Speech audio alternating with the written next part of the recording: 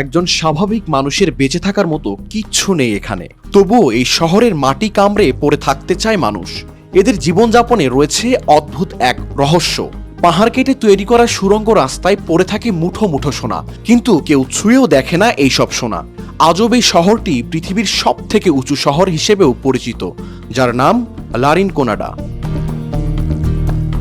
মহাকাশের সবচেয়ে কাছের পৃথিবীর সর্বোচ্চ শহর সোনালী আভায় মোড়ানো এই লারিনকোনাডা। পুরো শহরটাই যেন মেঘের ওপর ভাসছে। কিন্তু এই রোমাঞ্চকর শহরে টিকে থাকার ভাবনা খুবই কঠিন। তারপরেও লারিনকোনাডার ম্যাগনেটিক পাওয়ার মানুষকে টেনে নিয়ে যায় তার নিজের কাছে। এই শহরের হাজার হাজার মানুষ মাটি খুঁড়েই পায় বেঁচে থাকার রসদ। সাজানো সোনার ভাণ্ডার ছাড়া বাকি কিছুই নেই এই শহরে। এখানে অক্সিজেনও খুবই কম। প্রচণ্ড ঠান্ডা আবহাওয়া, হিমাঙ্কের কয়েক ডিগ্রি নিচে তাপমাত্রা, চারিদিকে ধূসর পাথর আর সাদা বরফ। এমনকি নেই খাবার মতো বিশুদ্ধ পানি সরবরাহের ব্যবস্থা, নেই পয় নিষ্কাশন ব্যবস্থা। পুরো শহরে নেই কোনো পাবলিক টয়লেট।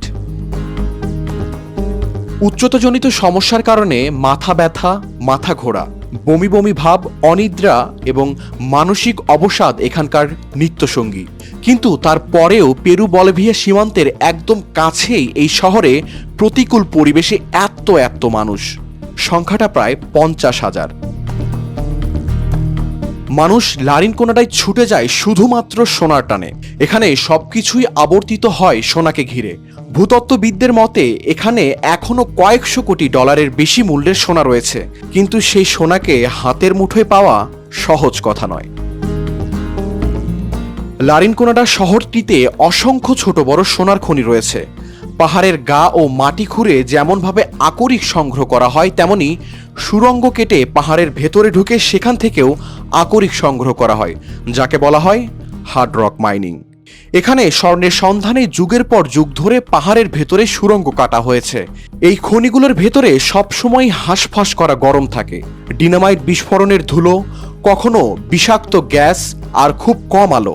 তার মাঝেই শ্রমিকরা এখানে কাজ করে যাচ্ছে। এখানকার শ্রমিকরা 30 দিন বিনা বেতনে খনিতে কাজ করে। 31তম দিনে তাদের 4 ঘন্টা বা তার বেশি কিছু সময়ের একটা সুযোগ দেয়া হয়। মানে ওই দিন শ্রমিকরা খনি থেকে যে যা উত্তোলন করবে তা সবই তাদের। তবে যত খুশি তত বলা হলেও সুযোগটা তারা পান মাত্র একবার, এবং বস্তা বহনের জন্য কোনো যানবাহন ব্যবহার করতে পারে না তারা। অর্থাৎ শারীরিক শ্রমে যতটুকু নেওয়া যায় ততটুকুই। তারপরেও এই লটারি পদ্ধতিতে ভরসা রাখে ওইখানকার মানুষ। পেরু সরকার এই সিস্টেমটা পরিবর্তন করতে চেয়েছিল, কিন্তু শ্রমিকরাই তাতে বাধা দিয়েছে। কারণ এই পদ্ধতিতে যে সোনা চোরাচালানেরও একটা সুযোগ থাকে। শাহরিয়ার কবির, প্রবাস খবর।